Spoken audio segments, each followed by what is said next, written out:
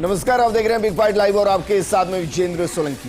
प्रदेश में होने वाले निकाय चुनाव से पहले सियासत गर्मा गई है।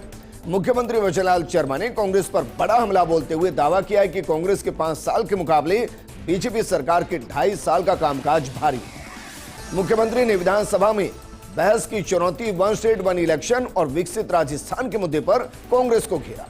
उन्होंने तंज कसा कि मीठा मीठा मेरा, खट्टा खट्टा तुम्हारा अब ये राजनीति में नहीं चले। कांग्रेस एक तरफ जेएनसी की बात करती है और दूसरी तरफ बीजेपी और मुख्यमंत्री कांग्रेस को भ्रष्टाचार और 2.5 साल के कामकाज के मुद्दे पर घेरने में लगे। ऐसे में सवाल यह है कि चुनावी माहौल में किसका नैरेटिव काम करेगा। 2.5 साल का कामकाज बनाम कांग्रेस शासन के 5 साल का कामकाज, इसको लेकर बीजेपी जनता की अदालत में कांग्रेस से सीधा हिसाब मांग रही है। क्या निकाय चुनाव 2028 की बड़ी सियासी लड़ाई का सेमीफाइनल ये चुनाव बनने जा रहा है? आज बात इसी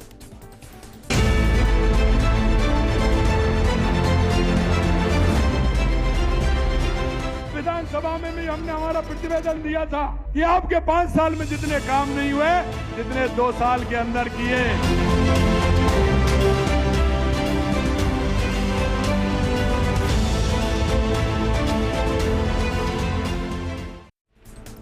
सियासत में वार पलटवार चलता है, खट्टा मीठा वार भी चलता है, लेकिन जनता को तय करना होता है कि उसके लिए सबसे बेहतरीन कौन है।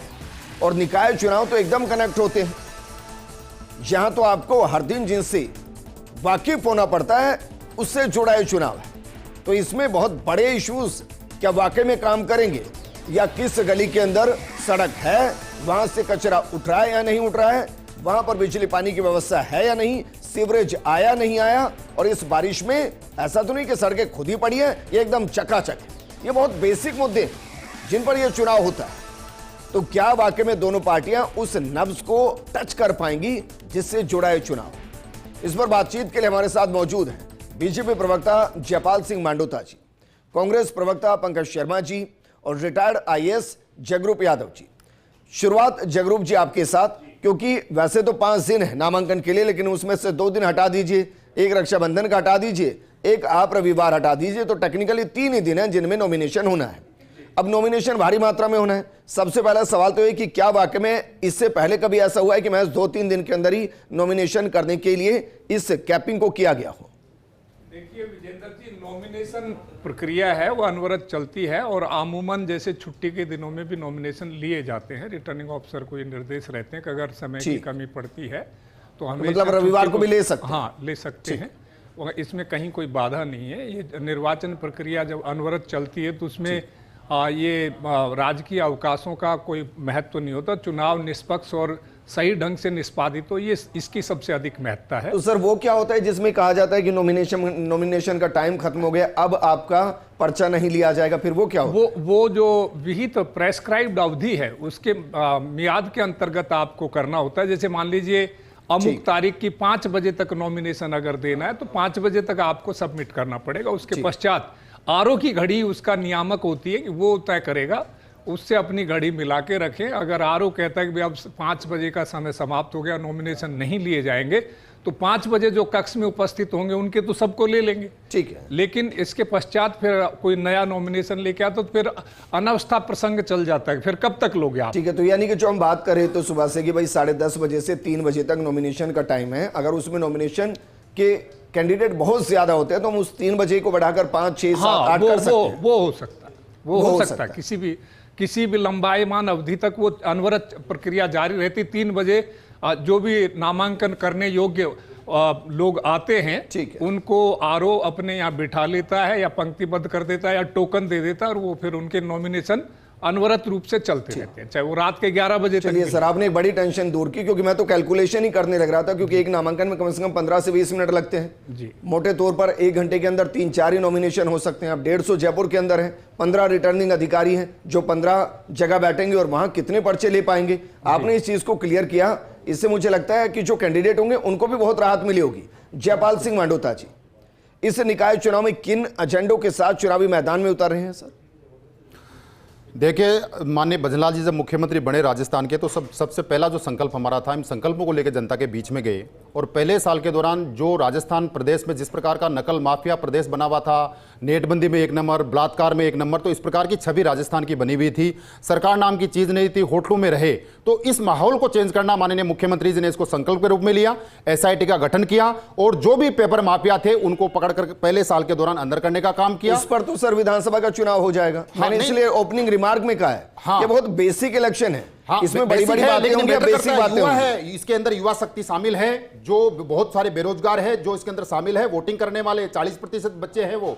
तो इस प्रकार का माहौल राजस्थान में। दूसरी चीजें जो आप खुद कह रहे हैं बहुत सारे बेरोजगार हैं, खुद कह रहे हैं। हमने जो संकल्प लिया कि 4 लाख लोगों को रोजगार देंगे, उसमें 1,78,000 को, इसका मतलब ये नहीं होगा सारे खत्म हो गए। अभी हमारे पास में बहुत सारे हैं, वैकेंसी निकाली हुई है, 50-60 हजार प्रक्रिया दिन है, कैलेंडर निकाला 1 साल का कि इसके दौरान ये भर्ती परीक्षाएं होगी। तो ये मान के चले कि 4 लाख का हमारे पास में लक्ष्य है, जिसमें 1,78,000 को हमने दे दी है नौकरी। ठीक, अभी भी पेंडिंग है प्राइवेट सेक्टर। नहीं, निकाय चुनाव पर आते हैं सर, मैं कह रहा हूं निकाय चुनाव पर आते हैं। क्या हर एक निकाय का अपना घोषणा पत्र होगा? बिल्कुल होगा, उस पर मंथन होगा, बहस होगी, उस पर बिल्कुल बहस उन्हीं एजेंडों के साथ जनता के बीच में जाएंगे। बिल्कुल होगा। रोजगार का मुद्दा भी रहेगा, जिसके तहत जो हमने राइजिंग राजस्थान किया, ये मुद्दा भी रहेगा। निकाय के चुनाव ये भी रहा, बिल्कुल रहेगा। रोजगार मिला ना, हमने रोजगार दिया है, तो जो वोटर नहीं है क्या वो, तो इस प्रकार के मुद्दे भी रहेंगे। सड़कें हमारी दुरुस्त हो, हमारा यहाँ पर साफ सफाई हो, ये मुद्दे भी रहेंगे। साथ में ये भी आते हैं मुद्दे, ऐसा नहीं कि केवल उन्हीं मुद्दों पे होते हैं। तो ये मैटर करता है। राजस्थान प्रदेश में 2.5 साल बना 5 साल जो अभी चर्चा। चलिए, तो आप भी बता दीजिए 2.5 साल में जयपुर के अंदर कितना ड्रेनेज हुआ है, कितनी सड़कें बनी हैं, कितनी नई सड़कें बनी हैं? अब मैं बताता हूं आपको कि 2.5 साल के दौरान, इसीलिए हमने 2.5 साल तो बहुत बात की बात है, मैं 1 साल बनाम 5 साल जयपुर के लिए बता दीजिए कि जो 1 साल बनाम 5 साल इसलिए कहते हैं कि राजस्थान में जिन संकल्प को लेकर हम गए, जयपुर के दौरान मेट्रो फेज आ गया सेकंड। अरे सर, मेट्रो फेज की घोषणा हुई है, सड़कें घोषणा हुई है। मैं ये कह रहा हूं कि जयपुर में कितने किलोमीटर सड़कें हमने बिछा दी हैं, कितनों का हमने पैच वर्क कर दिया है, कितनी सीवरेज हमने एक्सटेंड कर दी है, कितनी PNG हमने एक्सटेंड कर दी है। मैं सिर्फ भाई निकाय का चुनाव है ना। अब मैं बताइए प्लीज। मैं बताता हूं। जल जीवन मिशन के अंदर पानी पे आते हैं। पानी में जयपुर के अंदर जल जीवन मिशन 2025 तक था, उसको बढ़ाकर 2028 तक किया। लगभग 59% जो लक्ष्य है उसको हमने हासिल किया और बढ़ा के काफी संख्या में। बीसलपुर की पाइपलाइन कितनी बिछी है 2.5 साल में?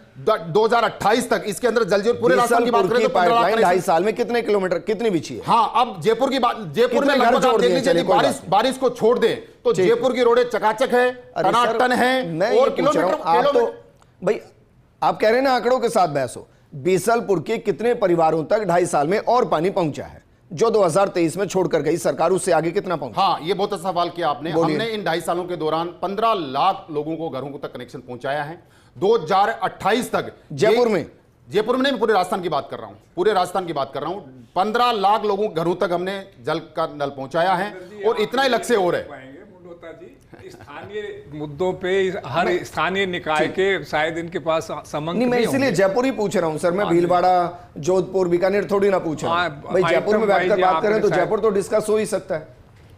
ठीक है, पंकज शर्मा जी, क्या वाकई में इस चुनाव के अंदर भी वही रहेगा कि भाई जंतर मंतर के अंदर देखिए लाठियां पड़ी, इस तरीके के इशू होंगे? हम लोकल इशू के साथ टच कर पाएंगे? क्योंकि इलेक्शन के अंदर ये बड़ी समस्या है। हम जिन इलाकों में वोट मांग रहे होते हैं वहां की समस्या कुछ होती है और हम वहां जाकर भाषण कुछ और दे रहे होते हैं। नहीं, देखिए विजेंद्र जी, जो प्रदेश के मुद्दे रहेंगे वो तो रहेंगे। लोकल मुद्दों को भी डेफिनेटली तौर पे प्राथमिकता दी जाएगी। भले वो नाली का मामला हो, वो गंदगी का मामला हो, सफाई का मामला हो, रोड लाइटों का मामला हो, बिजली के जो पोल होते हैं उनका मामला हो, जयपुर में जो ट्रैफिक डिसमैनेजमेंट जिस तरीके से आप लोग सब लोग पीड़ित हैं उससे, उसकी बात करनी हो, इस तमाम जो मुद्दे हैं उन पर बात की जाएगी। लोकल अपने अपने कुछ जगह पार्कों का मुद्दा हो सकता है, कुछ जगह पार्क की टाइल्स का मुद्दा हो सकता है, कहीं पे खड्डे हैं। हम सब ने भी देखा है कि किस तरीके से कालवाड़ रोड, खातीपुरा रोड में लगातार पानी भरे, उनकी जनता ही वहीं प्रदर्शन कर रही है। आप छोड़ दीजिए कांग्रेस बीजेपी को, जनता सड़कों पर है उस चीज को लेकर। तो तमाम मुद्दे हैं जो चुनाव को प्रभावित करेंगे। और देखिए, जो राजस्थान में भले शिक्षा हो, स्वास्थ्य हो, किसान हो, गरीब हो, युवा हो, बेरोजगार हो, इन तमाम लोगों की बातें हम लोग मुद्दों को लेकर जाएंगे। आप शिक्षा की बात हम लोग लगातार कर रहे हैं। आप देख लीजिए, जो राजस्थान सरकार की 37 से ज्यादा योजनाएं थी, उनमें से 21 योजनाएं धरातल पर नहीं उतरी और लगभग 3 करोड़ का जो बजट था वो जीरो बजट इन्होंने खर्च करने का काम किया है। आप आज ही की न्यूज है कि जो 7 महीने से जो बेरोजगार भत्ता मिलना था 2 लाख से ज़्यादा अभ्यर्थियों को बेरोजगारी भत्ता नहीं मिला है। जिस तरीके से 3,768 से ज़्यादा स्कूल जर्जर स्थिति में है, लगभग 85,000 से ज़्यादा स्कूलों में कमरे खराब हैं और लगभग 2 लाख से ज़्यादा स्कूलों की तो ये स्थिति कि उनको रिनोवेशन चाहिए। 47,000 से ज़्यादा स्कूलों में टॉयलेट्स नहीं है। ये तमाम मुद्दे हैं जिनको हम उठाने का काम करेंगे। स्वास्थ्य सेवाओं में सबसे बड़ा मुद्दा है, आप देखिए कि जो 37 से ज़्यादा प्रसूताएं राजस्थान में जिन्होंने अपनी जान गंवा दी, सिस्टम की वजह से जान गंवा दी, ये मुद्दा गंभीर है और ये हर किसी को कहां से आई? क्या अभी तो ये चल ही रहा है कि भाई जांच के अंदर इंजेक्शन गलत आया, ऑक्सीटोसिन। मैं आपको बताता हूं, जो ऑक्सीटोसिन इंजेक्शन था उसमें पानी कहां से भरा? कोई तो जिम्मेदार होगा ना उसका। मैं ये नहीं कह रहा कि डॉक्टर जिम्मेदार है, लेकिन वो कंपनी जिम्मेदार होगी, किसी की तो जवाबदेही तय करनी पड़ेगी। एसएमएस में आग लगी, कौन जिम्मेदार था? उन जिम्मेदारों के साथ क्या हुआ? किसको सजा मिली? किसी को सजा नहीं मिली। कब सिरप से बच्चे मर गए, किसको सजा मिली? ये तमाम मुद्दे हैं जो जनता के लिए मुद्दे हैं और जनता को टच करते हैं। तो लोकल मुद्दे भी इतने ही महत्वपूर्ण है जितने ये मुद्दे महत्वपूर्ण है। चलेंगे भाई, जो पार्षद होगा वो तो अपने इलाके के अंदर लोकल इश्यूज को रेज करेगा और जो बड़े बड़े नेता होंगे प्रादेशिक इश्यूज को रेज करेंगे। देखिए, जब विजेंद्र जी को चुनाव होता है तो एक पूरी टीम एक हायरार्की काम करती है, उसमें टॉप मैनेजमेंट भी होती है, टॉप लीडरशिप भी होती है, लो लीडरशिप भी होती है, जो चुनाव लड़ रहे हैं वो भी होते हैं। तो सब अपने अपने तरीके से मुद्दों को उठाएंगे। हम लोग भी प्रचार करने जाएंगे तो अपने अपने तरीके से बातों को रखने का काम करेंगे। डेफिनेटली तौर पे लोकल मुद्दे बहुत ज्यादा जरूरी है और उन्हीं पे चुनाव लड़ा जाएगा, लेकिन प्रदेश के मुद्दों को, देश के मुद्दों को गौण नहीं किया जा सकता। बड़े बड़े चेहरे जो हैं कांग्रेस के, क्या वो बड़ी बड़ी सभाएं एटलीस्ट संभाग स्तर पर करते हुए नजर आएंगी? देखिए, या हम इसको माने कि भाई गली मोहल्ले के साथ ही प्रचार शुरू होगा? नहीं, देखिए, उसमें ये हो सकता है कि कुछ वार्डों को क्लब कर लिया जाए, विधानसभा वार 4 ब्लॉक वाइज मीटिंग कर ली जाए, मंडल वाइज मीटिंग कर ली जाए। वो तमाम चीजें अभी मैनेजमेंट डिसाइड करेंगे, सब लोग बैठेंगे क्योंकि हमारा वॉर रूम है, वो डिसाइड करेगा। तो तमाम पार्टी की अपनी अंदरूनी चीजें हैं जो डिसाइड होगी, वो जनता के बीच में जाएंगे डेफिनेटली तौर पर। ठीक है जयपाल जी, अब बताइए, 7 महीने से तो बेरोजगारों को भत्ता नहीं मिल रहा, ये कह रहे हैं। 2 लाख से ज्यादा स्कूल ऐसे हैं जिनके अंदर शौचालय नहीं है। आप तो जल जीवन मिशन में पता नहीं कितनों के घर पहुंचा रहे पानी, यहाँ तो बच्चों के लिए शौचालय नहीं है, ये कह रहे हैं। 47,000 स्कूल। देखिए, कांग्रेस कहती कुछ है, इतना बड़ा मुद्दा है, कांग्रेस पार्टी ने कब आंदोलन किया? कहीं भी आंदोलन किया? प्रदेश में एक ही बार कहीं को आंदोलन खड़ा कर पाए? इसलिए केवल आंकड़ों में खेलते। तो आंकड़े मैं भी गिना देता हूं, मैं आंकड़े गिना देता हूं आपको, मैं आंकड़े बना देता हूं। वही यमुना जल समझौता हुआ हरियाणा में, आपने मैनिफेस्टो में क्या लिखा? हरियाणा में मैनिफेस्टो में पानी नहीं मिले, आप चाहते थे हरियाणा में लिखा। यदि ये बातें उठाएंगे तो हम पानी 2.5 साल का प्रतिवेदन मुख्यमंत्री जी ने रखा, आप भागे क्यों सदन से? आप चर्चा करते हैं सदन से, क्यों भागे आप? अब सुनिए, यदि इतने चर्चा कर रहे हैं आपके पास में, तो चर्चा कर रहे हैं, मैं कर लेता हूं, आप बहस चर्चा मेरे पास आप बहस करते हैं ना, आप सदन में बहस कर पा रहे हैं ना, आप सड़क पे बहस कर पा रहे हैं, लगातार कर रहे हैं। इसलिए इस प्रकार की बातें करना, आप जवाब दीजिए। बचना चाहते हैं 17 पेपर लीक हुए, आज कोई पेपर लीक करके बताइए, आज कोई पेपर लीक करके बताइए, 400 परीक्षाएं कराई हमने, कोई भी एक पेपर लीक करके बताइए। इस प्रकार की बातें करते हो। 14 पेपर लीक हो गए, लिस्ट बताओ। जयपाल सिंह जी, जयपाल जी एक एक करके शुरू करते। भाई अभी तक कुछ तो जयपुर के लिए सोचा होगा इस इलेक्शन के दौरान, जरा बताइए जयपुर के लिए इस बार इस इलेक्शन में क्या क्या बड़ी घोषणाएं हो सकती हैं बीजेपी की तरफ से, जिनका वादा किया जाए कि भाई अगर हमारा यहां पर चेयरमैन बनता है, मेयर बनता है, तो हम ये जयपुर के लिए और करेंगे। मैं तो बना होगा आपके माध्यम से सवाल पूछना चाहता हूं इनसे। अभी इन्होंने इससे लास्ट वाले बजट में जयपुर के ट्रैफिक मैनेजमेंट के लिए इन्होंने बजट की घोषणा की है। आप इनसे पूछो उसका 1 रुपया भी अगर कहीं खर्च हुआ है तो बता दे। स्मार्ट सिटी तो आज से 15 साल पहले, 14 साल पहले जब इनकी सरकार आई थी तब की बात है। जयपुर में कौन सी जगह, कौन सा कोना स्मार्ट सिटी का पार्ट है वो बता दो। अमृत सिटी का पार्ट बता दो, अमृत सिटी भी की घोषणा की थी वो बता दो। बताओ तो सही कि धरातल पे हुआ कहां, कहां ड्रेनेज है, कहां वॉल सिटी में काम हुआ, आप बताइए ये चीज। अरे तो हेरिटेज तो आपका मेयर था, आपका मेयर है 2 साल से, आपने तोड़ करके जयपुर में 5 साल से आप ही के मेयर है, आपकी मेयर है, आपने तोड़ की आंखों में गिरा रहे हो आप। हेरिटेज में आपका वोट बना, आपके पास सकते, ये तो केंद्र की योजना है स्मार्ट सिटी, आपका फेलियर है। इसका क्यों नहीं बना स्मार्ट सिटी? आपका मेयर था तो क्यों नहीं बना स्मार्ट सिटी का काम? 3.5 साल तक आपने मेयर काम करता रहा, क्यों नहीं बनाया? बोर्ड आपका जिम्मेदारी नहीं, राजस्थान में लागू, हमने बीआरटीसी कॉरिडोर को ठीक किया। कोई बात नहीं, ये तो यहां भी चलेगा और ये सड़क पर भी चलेगा। लेकिन जगरूप जी, इलेक्शन के परिप्रेक्ष्य में बताते हैं सर, पिछले निकाय चुनाव से इस बार के निकाय चुनाव में आपको कौन कौन सी व्यवस्थाएं लग रही हैं जिससे कि हम इलेक्शन को और एक्सेलरेट कर सके, मतदाताओं को और ज्यादा जागरूक कर सके और उनको पोलिंग बूथ तक पहुंचा सके? देखिए विजेंद्र जी, जहां तक स्थानीय निकाय सबसे ही जाहिर होता है कि स्थानीय मुद्दे भी इसमें प्रभावी होते हैं और मतदाता ये देखता है कि हमारे वार्ड में क्या विकास कार्य हुए, कौन सी संभावनाएं किस जो पार्षद ने पूरी की, इन सारी चीज़ों पे तवज्जो रहती है। जहाँ तक इलेक्शन कंडक्शन का सवाल है तो जिला निर्वाचन अधिकारी और रिटर्निंग ऑफिसर उसकी सुदृढ़ व्यवस्था करते हैं। वो बूथ बनाते हैं, बूथ को संवेदनशील, अति संवेदनशील चिन्हित करते हैं, वोटर कोई छूटे ना ये लक्ष्य रखते हैं। सब वोटरों को जैसे BLO के माध्यम से उनका वोटर क्रमांक और सीरियल संख्या पहुंचाई जाती है और राज्य निर्वाचन आयोग के तत्वाधान में निर्वाचन संपादित कराया जाता है। और BLA जो पार्टियां भी अपना नियुक्त करती हैं तो हमेशा कोशिश यही रहती है कि जो एनरोल्ड वोटर है उनका वोट नहीं छूटे। कई बार वार्डों में, चूंकि ये स्थानीय निकाय है तो इसमें जैसे 150 वार्ड बन गए तो कई बार जो विधानसभाई क्षेत्र का कुछ हिस्सा एक अमुक वार्ड में चला जाता तो ये थोड़ी दिक्कत रहती है। तो BLOज को भी इस पे ध्यान रखना, रिटर्निंग ऑफिसर्स और साथ में BLA पार्टीज के हैं उनको भी इस बात का ध्यान रखना चाहिए कि वोटरों को ये ठीक से ये पता हो कि उनका वोट कहाँ लगेगा। क्योंकि विधानसभाई क्षेत्र में जहाँ वोट लगता था उसकी बजाय हो सकता है स्थल चेंज हो गया हो, मतदान केंद्र चेंज हो गया हो, या वो ये भी हो सकता है कि वो जहाँ जिस वार्ड में अपने को समझ रहे थे वो डिमार्केशन में उस वार्ड में नहीं हो। तो ये सावधानियाँ BLO जो सरकारी कारकुन होते हैं उनको भी ध्यान रखनी चाहिए और BLA और पार्टी तो अपना रखती हैं। और जहाँ तक मुद्दों का सवाल है, बेसिकली जैसे व्यवस्थाएं, जैसा कि कांग्रेस के प्रवक्ता भी कह रहे थे, भाजपा के भी, जैसे 1000 करोड़ रुपए परिवहन के लिए है। कांग्रेस के टाइम में भी कोई कार्य योजना विशेष नहीं थी, BJP के टाइम में भी नहीं है। ट्रैफिक मैनेजमेंट बड़ी समस्या है, लोग पार्कों के रख रखाव की भी चिंता करते हैं, सड़क को भी देखते हैं, विद्युतीकरण भी देखते हैं, कचरा और जिसको सॉलिड वेस्ट मैनेजमेंट है।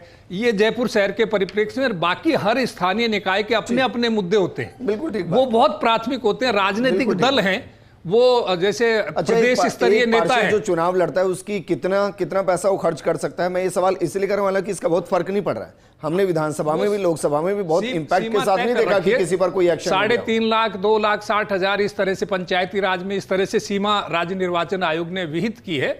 उसी सीमा अंतर्गत आपको खर्च करना पड़ेगा और उससे अधिक खर्च करना। ये कौन सा गणित होता है सर कि पैसा तो सब जानते हैं, आप भी जानते हैं, मैं भी जानता हूं, 2 पैनलिस्ट भी जानते हैं कि पैसा बहुत खर्च होता है, फिर वो कागजों में क्यों नहीं आता है? नहीं, देखिए कायदे से तो अब आप बहुत ज्यादा आनंद फानंद में व्यापक प्रचार करो, जैसे पोस्टर, झंडियां, बैनर, और स्वस्थ परंपरा से आप 10 से 5 के बीच में जो प्रेस्क्राइब्ड समय है उसमें ऐसा प्रचार किया जा सकता है। वाहन की भी परमिशन मिलती है, तो ये आकलित करके, ये कैलकुलेट करके और खर्चा आकलित किया जाता है। अगर आपको 3 वाहन की परमिशन है, आप उसकी जगह 30 लगाते हो तो फिर तो खर्चा बढ़ेगा ही। फिर आप उसको बताते हो दाएं बाएं से, खर्चा जो विहित किया जाता है उसमें चुनाव लड़ा जा सकता है, उसी में लड़ा जाना चाहिए। वो तो छोड़ दीजिए सर, मुझे नहीं लगता कि कोई लड़ेगा उसमें, लेकिन जो एक्स्ट्रा होता है शायद 20-30 लाख रुपए में हो सकता है एक पार्षद इस इलेक्शन को लड़े, और लिमिट आप बता रहे हैं 2.5 लाख। तो ये कभी इलेक्शन कमीशन की नजर में क्यों नहीं आते कि भाई इसको एक बार चेक किया जाए ढंग से, क्योंकि विधानसभा हो गया, लोकसभा हो गया, सब जगह यही स्थिति उनको होती है। दे पारिश्रमिक भी देखें, आप उनका फराइज भी देखें, MLA MP के भी सब जो निर्वाचन होते हैं उसमें एक खर्च की सीमा होती है और ये तय किया जाता है कि निर्वाचन क्षेत्र का कवरेज जो यूजुअली समय मिलता है 15 से 21 दिन का समय मिलता है प्रचार प्रसार के लिए विभिन्न निर्वाचनों में, तो उसमें कवरेज के हिसाब से ब्लॉक लेवल पे कितनी गाड़ियां रहती, तो उसमें उस खर्च सीमा में एक आदर्श खर्च सीमा है। अब उससे अधिक तो देखिए विजेंद्र जी कोई कितना भी खर्च कर सकता है, लेकिन इसमें चुनाव संपादित हो सकता है और होना चाहिए, मैंडेट है। और कई ऐसे राजनेता होते हैं, मैं कईयों को जानता हूं, सवाल मेरा वही था। देखिए प्रेस्क्राइब्ड सीमा है, उससे कम में चुनाव लड़ लेते हैं। लिमिट जो तय की गई है वो इसलिए की गई है ताकि बराबरी में चुनाव लड़ा जा सके। जी आप समझ रहे हैं। अब एक 5 करोड़ खर्च करता है, एक की कैपेसिटी 50 लाख, वो तो आरोप को नजर रखनी चाहिए। आजकल सारी वीडियोग्राफी वही सवाल था मेरा आपसे। लेकिन जयपाल सिंह जी, क्योंकि महज 3 दिन है जिनमें नॉमिनेशन होना है, मानकर चलें कि कल से ही जो संभागवार बैठकें शुरू होनी है, उन बैठकों के तुरंत बाद लिस्ट आनी शुरू हो जाएगी, हमें अंतिम दिन का इंतजार करना पड़ेगा सब जगहों के लिए। देखिए विजेंद्र जी, ऐसा नहीं है, पूरा फीडबैक आ चुका है, मंडलों का आ चुका है, और कल से संभाग जो बैठकें हो रही है, संभाग वाइज बैठकों के बाद में तुरंत जो हमारे जो कैंडिडेट है उनका नाम हो जाएगा। उसके बाद नॉमिनेशन का समय है, सैटरडे भी है और मंडे है, तो इसके बाद में मैंने समझता हूँ जैसे संभाग की मीटिंग होगी तो हमारे लगभग पैनल तैयार होंगे, पैनल उनको फाइनल करना है, संभाग की हमारी जो फाइनल कमेटी वो बैठेगी और तुरंत नेम डिक्लेयर करेंगे, उसके बाद में नॉमिनेशन कर सकता है। बहुत सारे जो कैंडिडेट हैं लगभग जो चुनाव की दावेदारी कर रहे हैं उन लोग लगभग तैयार है, तो ऐसी परिस्थितियां नहीं है, वो आराम से नॉमिनेशन करें। एक और सवाल, कांग्रेस से जो बीजेपी के अंदर आए हैं और जो पिछले 4-5 दिन में ही आए हैं, उनको टिकट दिया जा सकता है? देखिए ये सबसे इंपॉर्टेंट चीज है लोकतांत्रिक व्यवस्था में, जिताऊ कैंडिडेट वहां पे लोकल यदि उसके समीकरण बनते हैं, वो जिताऊ कैंडिडेट है, यदि सीट निकाल सकते हैं तो इस प्रकार की व्यवस्था रहती है, पार्टी उसको कंसिडर कर सकते हैं। हालांकि पार्टी का मैटर है, ये विचारधारा मैटर करती है। नहीं देखिए सबसे कैंडिडेट मैटर करता है, विचारधारा कुछ नहीं विजेंद्र जी, यदि विचारधारा वो भारतीय हाँ सही सवाल उठाए, यदि वो भारतीय जनता पार्टी ज्वाइन करता है, इसका मतलब रीति और नीति को स्वीकार करता है, नेशन फर्स्ट और कर्तव्य सर्वोपरि की भावना को मानता है, इसलिए भारतीय जनता पार्टी में आया है। ठीक है, मन परिवर्तन एक रात में हो सकता है, ये संभव है। मन परिवर्तन नहीं, मन और दिल दिमाग तीनों परिवर्तन होने के बाद में उसने भारतीय जनता पार्टी इस रीति नीति को यदि वो ज्वाइन करता है, स्वीकार करता है, तो निश्चित रूप से यदि वो कहीं जिताऊ है कंसिडर करेगी पार्टी, उसको क्या दिक्कत है? मतलब हाँ हो सकता है ना एक दिन में, बस ये जानना चाह रहा हूं। कहना चाहते हैं जिताऊ का क्राइटेरिया ज्यादा महत्वपूर्ण है, अगर वो जिताऊ है तो भारतीय जनता पार्टी को ज्वाइन किया, यदि भारतीय जनता पार्टी की रीति नीति विचार को स्वीकार करता है और यदि वो नेशन फर्स्ट और कर्तव्य सर्वोपरि की भावना को स्वीकार करता है तो भारतीय जनता पार्टी उसकी स्वीकार करेगी, उसकी दावेदारी। ऐसे कई नेताओं के नाम गिना दूंगा सर कि उनकी कल रात को विचारधारा कुछ थी, सुबह विचारधारा कुछ हो गई, शाम को फिर कुछ और हो गई। इनको अवसरवाद कहते हैं सर, तो विचारधारा नहीं कहते। मैं तो कह रहा हूं इस चीज को, मैं कहां मना कर रहा हूं। मैटर ये भी करता है कि भाई आप उस बोर्ड को जीते, ये सच है, वरना सियासत में करेंगे क्या फिर अगर जीतेंगे नहीं तो। चलिए 5 मुझे ऐसे मुद्दे बताइए, प्रदेशी की बता दीजिए जो हर निकाय के अंदर बीजेपी उठाएगी और उनके इर्द गिर्द चुनाव लड़ेगी। 5 जल्दी से। देखिए पहला मुद्दा, सबसे बड़ा मुद्दा है रोजगार का, जिसको लेके हम कमिटेड हैं और रोजगार जो हमने कमिटमेंट किया। दूसरा बताइए। दूसरा मुद्दा है पानी का, पानी के लिए हमने ERCP यमुना जल समझौता जो मुख्य रूप से दोनों समझौते को जो एग्जीक्यूट किया है। और तीसरा बताइए। तीसरा जो मुख्य मुद्दा है वो SC ST महिला के प्रति जो अपराध था, जो अपराध 18 से 20% कम हुआ है, यानी लॉ एंड ऑर्डर सिचुएशन सुधरी है। तीसरी सुधरी, 1 मिनट, 18 से 20% कम हुआ है ये जी? हाँ जी, 18 से 20% SC ST और महिला अपराधों में राजस्थान में जो कमी आई है उसको विशेष रूप से हम इसको उठाएंगे कि महिला सुरक्षा की। अभी कितना है? क्या चीज? अभी कितना है जयपुर का SC ST के अगेंस्ट महिला अपराध का जो आंकड़ा है वो कितना है? मैंने कहा ना 18 से 20% की कमी आई है। छोड़ दीजिए, नहीं पता, कोई बात नहीं। चौथा मुद्दा बताइए। चौथा मुद्दा, हर घर जल हर घर नल, ये हमारा मुद्दा जो जिसमें हम काम भी किया। पांचवा इशू क्या होगा? पांचवा मुख्य किसान हमारा समृद्ध हो, नौजवान समृद्ध हो और गांव में समृद्धि आए। चलिए पंकज भाई 5 वो इशू मुझे बताइए जिनके इर्द गिर्द कांग्रेस चुनाव लड़ने वाली है। देखिए विजेंद्र जी, 2 अलग अलग बातें हैं। हम अगर प्रदेश स्तर की बातें करेंगे तो अलग मुद्दे हो सकते हैं, लेकिन मैं लोकल स्तर की बातें करता हूं, क्योंकि लोकल मुद्दों पे चुनाव लड़ाया जाएगा। हम सफाई की बात करते हैं, सफाई कर्मचारियों की भर्ती की इन्होंने 2-2.5 साल पहले वादा किया था, लेकिन आज दिन तक उन्होंने नहीं किया। दूसरा, उसके बाद में आप नाली की बात कर ली, नली है, सड़क है, ये तमाम बातें हैं। रोड लाइटों की बात हम लोग कर लेते हैं। कैमरा, क्योंकि CCTV कैमरा की बात इन्होंने भी कई बार बजट में की है इन्होंने। उसके अलावा आप देखेंगे घोषणा पत्र में तो CCTV कैमरा लगाने की बात हो जाएगी। इसके बाद आप देखिए ट्रैफिक मैनेजमेंट बहुत बड़ी चीज है। कम से कम मैं अगर कैपिटल्स की बात करूं, जयपुर की बात करूं, जयपुर के अलावा और भी जो बहुत सारे शहर हैं, उदयपुर है, कोटा है, बीकानेर है, जोधपुर है, इन तमाम शहरों में ट्रैफिक मैनेजमेंट को आज से ही हमें देखना पड़ेगा। और सबसे बड़ी बात मैं कहना चाहता हूं आपके माध्यम से, हम स्वस्थ हवा, जो सांस लेने वाली हवा है, क्योंकि आप देखिए कि लगातार ये कैसे करेंगे ये बताइए। देखिए हाँ, इसका मैं बता रहा हूँ, क्योंकि इस प्रोजेक्ट पे मैं व्यक्तिगत तौर पे भी काम कर रहा हूँ। एयर पोल्यूशन के लिए जो डिवाइसेज आते हैं, कई डिवाइसेज हैं, पामारस जैसे डिवाइसेज हैं जो आपके जो जितना भी मैं ऐसे बोलूँ कि जो इसकी मैं एयर प्यूरीफायर का काम करते हैं, जिसमें जो कि PM लेवल होता है, PM लेवल 10 और PM लेवल 2, इसका रिडक्शन सिस्टम होता है। इसको जयपुर में कितने की जरूरत पड़ेगी? यूरोप जैसे कंट्रीज में ये इंस्टॉलेशन है। जयपुर में अगर बोर्ड बनता है कांग्रेस का, तो इसके जितने भी डिवाइसेज हैं उनको इंस्टॉलेशन करने की अंदाजा लगाइए। अब इसमें मैं मानता हूं कि कम से कम इस अगर 50 किलोमीटर की रेडियस में अगर हम बात करें तो एक की 500 से 700 मीटर की रेडियस होती है, तो लगभग 500 से 1000 डिवाइसेज। और एक का प्राइस क्या है? ऑलमोस्ट 4 लाख 5 लाख अराउंड मान के चलिए आप। चलिए अच्छा, लेकिन अगर सांसों दम घोट रही तो मैं करना शुक्रिया हमारे साथ जुड़ने के लिए जयपाल जी, पंकज जी और जगरूप जी, आपका भी शुक्रिया। देखिए जो इशू आपने यहाँ सुने हैं ना, आप यकीन मानिए इलेक्शन के दौरान हो सकता है 20-30% इन पर बातचीत हो, बाकी बातचीत बहुत अलग होगी, इसलिए उस पर भी नजर बना के रखिएगा। लेकिन इलेक्शन आपसे जुड़ा है, इसलिए फैसला आपका होगा। इस प्रोग्राम में फिलहाल इतना ही। बने रहिए फर्स्ट इंडिया न्यूज के साथ। नमस्कार।